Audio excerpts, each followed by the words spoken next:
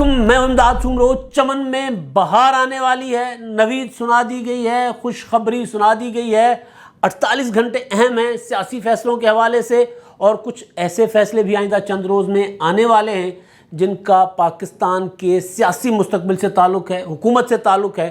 حکومت کا انحصار ان فیصلوں پر ہے، اور عمران خان صاحب جنہوں نے اپنی زندگی کو خطرات کا اظہار کیا تھا، خدشات کا اظہار کیا تھا، بلکہ الزام عائد کیا تھا کہ ان کے قتل کرنے کا منصوبہ بنا لیا گیا ہے، لہٰذا ان کا بھی بندوبست کر دیا گیا، ان کو بھی سیکیورٹی کا مکمل ایک بندوبست دے دیا گیا ہے۔ تو یہ سارے معاملات، اور سب سے اہم چیز ڈیڈ لائن، 2 دن باقی بیچ میں بچے ہیں، اور 2 دن کے بعد حالات کہاں جائیں گے، عمران خان صاحب کیا کریں گے، یہ سارا اسی پر فوکس ہے پوری جو پاکستان کی حکومت کا بھی، تجزیہ کاروں کا بھی، صحافیوں کا بھی۔ تو اس کے بعد معاملات بڑھیں گے آگے، لیکن اس سے پہلے بھی بہت سی چیزیں پاکستان میں ہونے والی ہیں۔ تو پہلے میرا خیال ہے میں آغاز کرتا ہوں، لندن میں بڑی امپورٹنٹ ملاقات ہوئی ہے، وہ سیاسی اہم فیصلے جو ہونے ہیں نا، لندن میں علیم خان نے ملاقات کی ہے سابق وزیر اعظم نواز شریف صاحب سے۔ وہ جو چمن میں بہار آنے کی خوشخبریاں ہیں نا، وہ وہیں سے آ رہی ہیں۔ رانا ثناء اللہ صاحب کہہ رہا ہوں میں، خواجہ سعد رفیق وفاقی وزیر ریلوے، انہوں نے ایک ٹویٹ کیا ہے، وہ ٹویٹ میں آپ کو سناتا ہوں، اور اس کے بعد پھر میں اس ٹویٹ کا آپ کو ترجمہ بتاتا ہوں، تشریح کرتا ہوں۔ وہ جب ہم پڑھا کرتے تھے اسکول میں، بلکہ ابھی بھی جب بچے پڑھتے ہیں تو ان کو پوچھا جاتا ہے کہ شاعر اس شعر میں کیا کہنا چاہ رہا ہے، تشریح کیجئے۔ تو تشریح میں آپ کو بتا دوں گا، کیونکہ میرے پاس یہ انفارمیشن پہلے سے تھی، اور میں پہلے کئی بار آپ کو گزارش بھی کر چکا ہوں۔ تو رانا صاحب کہہ رہا ہوں بار بار، رانا ثناء اللہ صاحب عمران خان صاحب کے وہ اعصاب پہ سوار ہے، عمران خان صاحب قوم کے اعصاب پہ سوار ہیں، اور پھر اس وجہ سے جو عمران خان کے اعصاب پہ سوار ہو تو پھر وہ ہمارے اعصاب پہ بھی سوار ہو جاتے ہیں، اور وہ رانا ثناء اللہ صاحب جن کے لیے مسلسل شیخ رشید صاحب بھی وہ چیختے پھر رہے ہیں کہ جی رانا ثناء اللہ ہمارے لیے خطرناک ہیں۔ تو بہرحال، تو رانا ثناء اللہ صاحب نہیں، خواجہ سعد رفیق صاحب، انہوں نے ٹویٹ کیا کل رات، اور انہوں نے کہا کہ پرندے اپنے گھونسلوں کو لوٹنے والے ہیں، ان کی چہچہاہٹ چمن میں جل ترنگ پیدا کر دے گا۔ اب یہ ان کی چہچہاہٹ جو ہے وہ چمن میں جل ترنگ پیدا کر دے گا، یہ ہے کیا؟ کہاں واپس آ رہے ہیں؟ کون سے پرندے اڑ گئے تھے؟ مطلب کیا ہے کوئی، مطلب یہ اصل چیز ہے نا۔ تو اس میں جو شاعر جو ہے وہ کہنا کیا چاہ رہا ہے؟ شاعر دراصل یہ کہنا چاہ رہا ہے کہ وہ جو 123 ارکان استعفے دے کر واپس چلے گئے ہیں، وہ ان کے ساتھ معاملات چل رہے ہیں، وہ آ جائیں گے۔ یعنی عمران خان صاحب نے جن 123 ارکان سے ریزائن کروایا تھا زبردستی، ان کی اکثریت جو ہے وہ واپس آئے گی، نظام اسی طرح چلے گا۔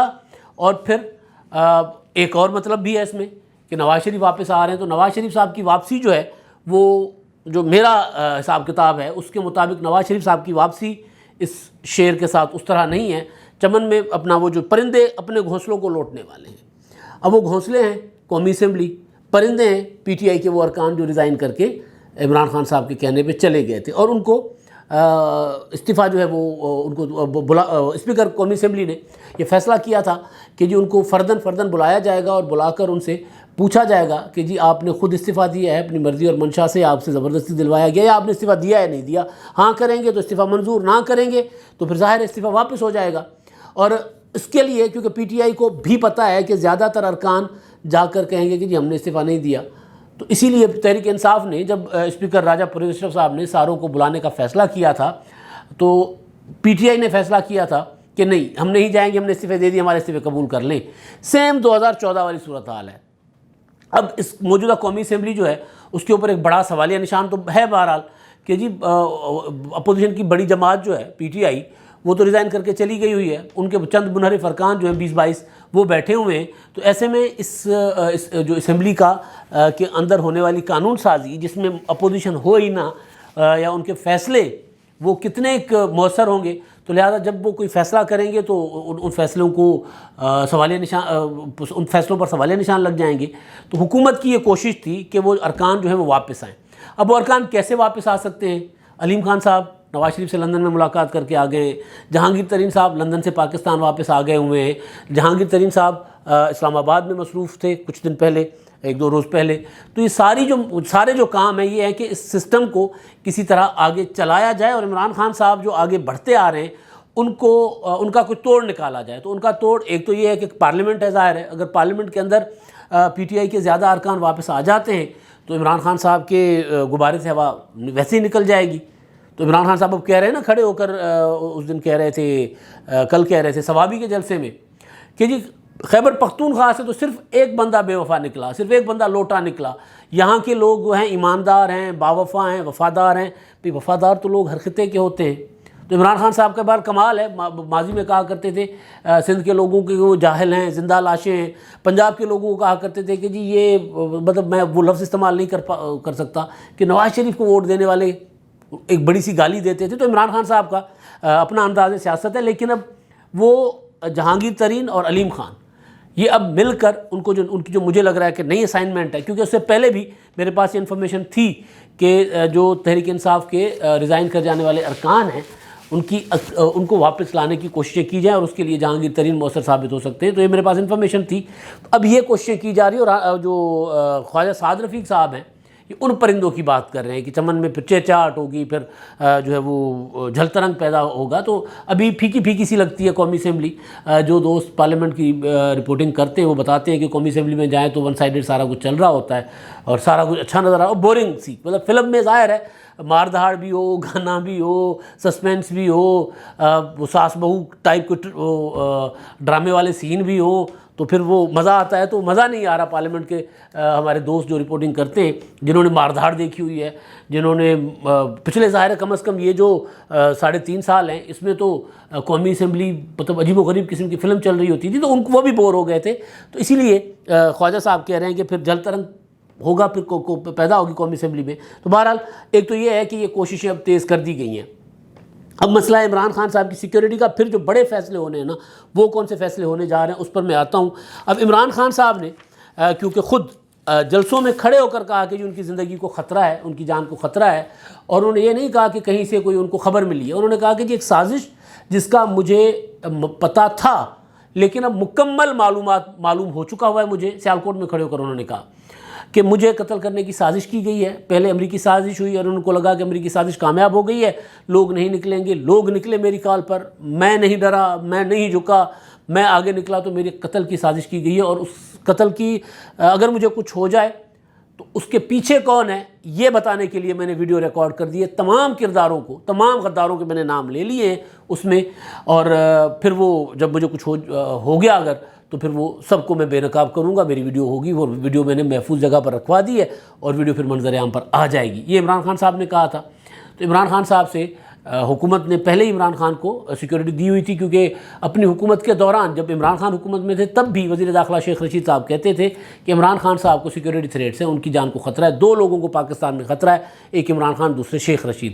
تو عمران خان صاحب جب اپوزیشن میں آئے تو حکومت نے ان کو مکمل جو سیکیورٹی ہوتی ہے سابق وزیر اعظم کی وہ دی, اور پھر سیکیورٹی کے 200 کے قریب جو رینجرز, ایف سی, اسلام آباد police, Khyber Pakhtunkhwa police, Gilgit Baltistan police, اب پنجاب پولیس اور سندھ پولیس رہ گئی ہے, وہ بھی وہاں سے بھی کوئی جتھے منگا کے لگا دیں عمران خان صاحب پہ, کیونکہ وہ تو ظاہر ہے کہتے ہیں کسی زمانے میں بے نظیر بھٹو پاکستان کی زنجیر کہلایا کرتی تھی. اب عمران خان صاحب یہ دعویٰ کرتے ہیں کہ جی میری جماعت, ملک گیر جماعت, وفاقی جماعت میری ہے اور باقی تو سارے صوبوں اپنے صوبوں تک محدود ہیں. یہ عمران خان صاحب کا دعویٰ ہے.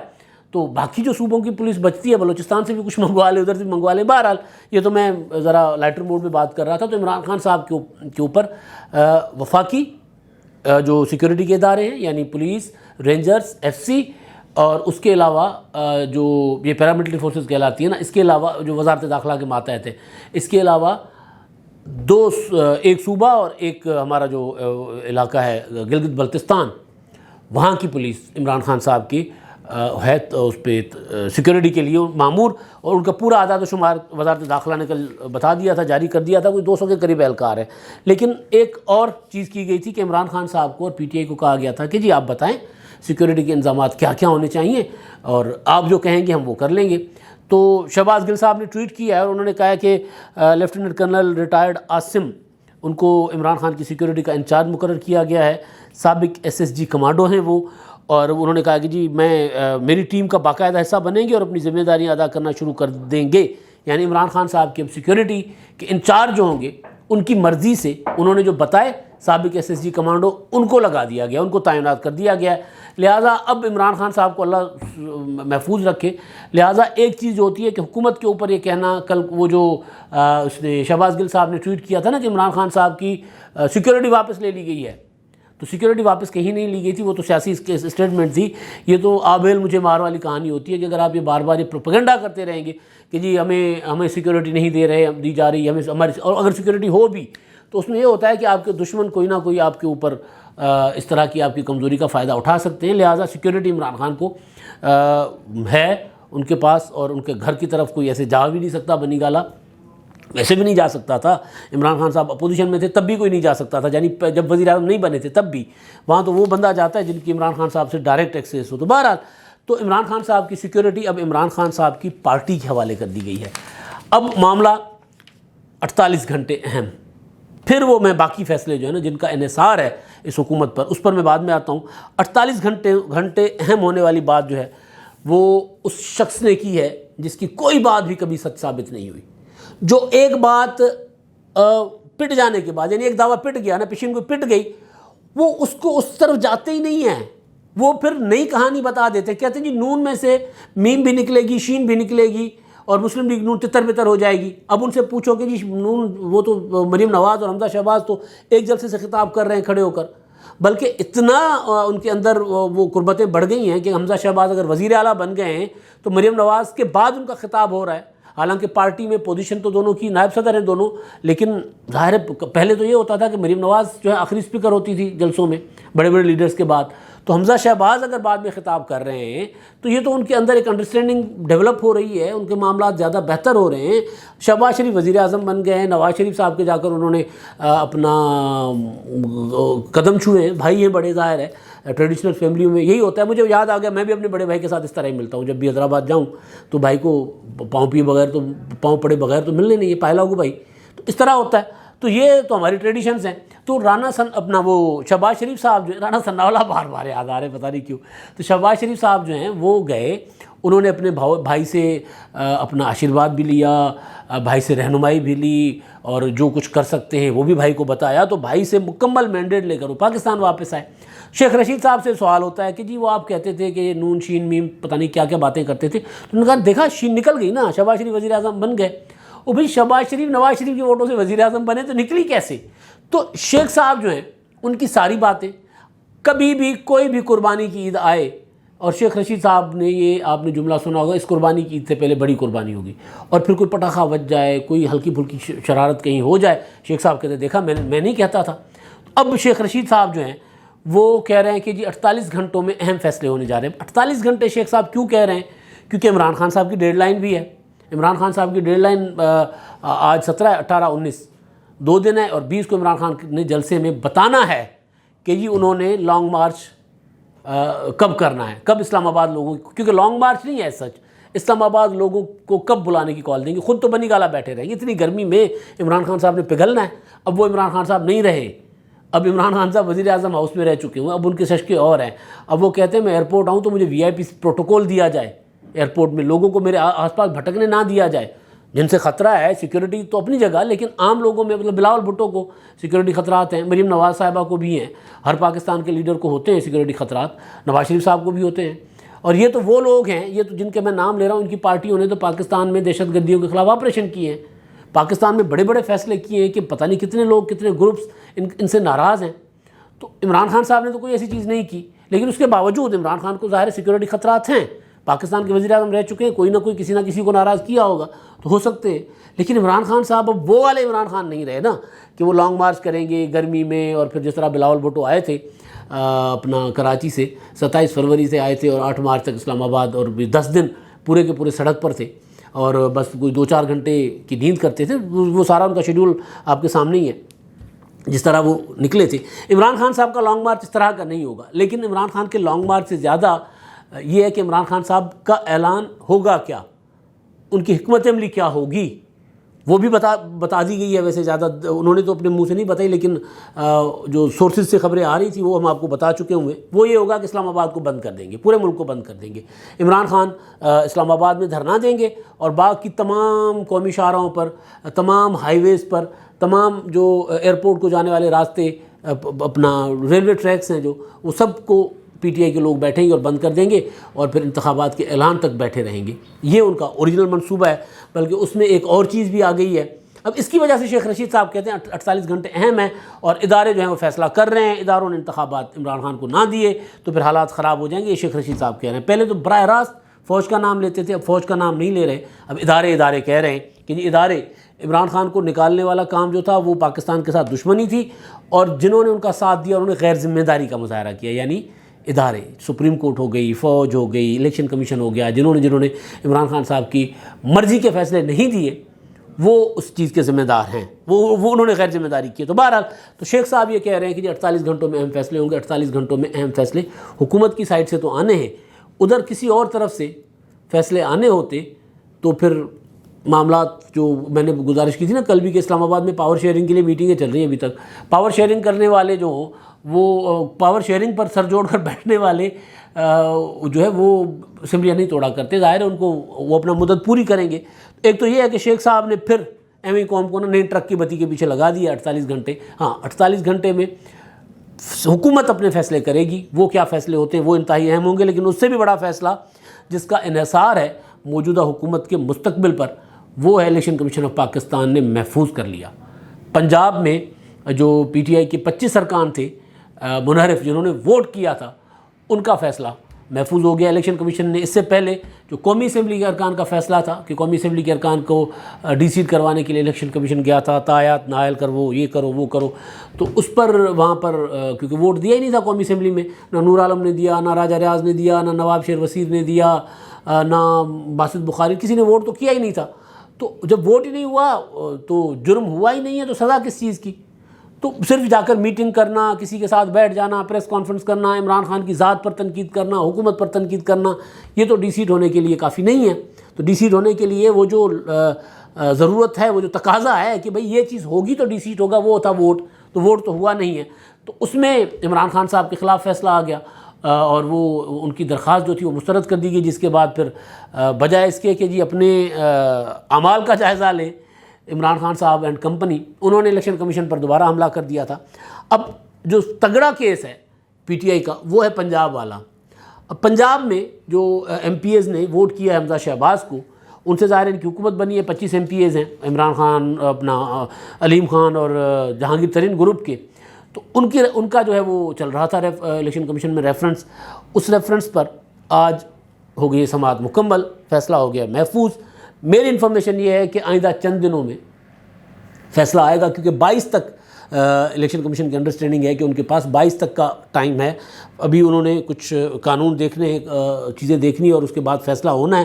یہاں پر فیصلہ ذرا مشکل آ سکتا ہے. یہ فیصلہ اگر آ گیا پی ٹی آئی کے حق میں, پی ٹی آئی کی درخواست قبول کر لی گئی, پٹیشن قبول ہو گئی کہ جی یہ لوگ ڈی سیٹ ہوتے ہیں کیونکہ انہوں نے پارٹی ڈیفیکشن کلاز کی خلاف ورزی کی ہے, تو پھر یہ ڈی سیٹ ہو گئے. اگر یہ ڈی سیٹ ہو گئے تو پھر گورنر تو موجود نہیں ہے, تو پھر فوراً جو ابھی ہے نا وہ پرویز الہی صاحب, وہ قائم مقام گورنر کی سیٹ پر آ جائیں گے, اور پھر وہ شہباز شریف صاحب کو, حمزہ شہباز کو کہیں گے کہ جی ووٹ آف کانفیڈنس لے. تو حمزہ شہباز پھر شاید ووٹ آف کانفیڈنس نہ لے سکے, لیکن اس کے لیے بھی پھر علیم خان, جہانگیر ترین, ان کی جو وہ ہے وہاں پر مدد ان کو چاہیے ہوگی حکومت کو, تو وہ پھر ارکان دے دیں گے مزید, کیونکہ اسی پر کام چل رہا ہے ابھی. تو یہ جو فیصلہ ہوگا الیکشن کمیشن کا یہ اہم ہوگا. میں نے جو سمجھنے کی کوشش کی ہے وہ یہ کہ فیصلہ کیا ہو سکتا ہے, تو پتہ چلا کہ جی 50-50 ہے. وہ تو کلیئر تھا الیکشن اپنا قومی اسمبلی والا کے ارکان کا, کیونکہ وہاں تو جرم ہوا ہی نہیں تھا, لیکن یہاں پہ جرم ہوا ہے, پروسیجر اڈاپٹ نہیں کیا گیا پی ٹی آئی کی طرف سے. ڈیو پروسیجر ہوتا ہے, جو شوکاز نوٹس جاری کر دو اور باقی چیزیں جو ہوتی ہیں وہ پوری کرنے کے بعد الیکشن کمیشن میں جانا تھا, وہ نہیں کیا. اسی وجہ سے 50% امکان ہے کہ شاید الیکشن کمیشن یہ والی درخواست بھی مسترد کر دے, واپس بھیج دے معاملہ.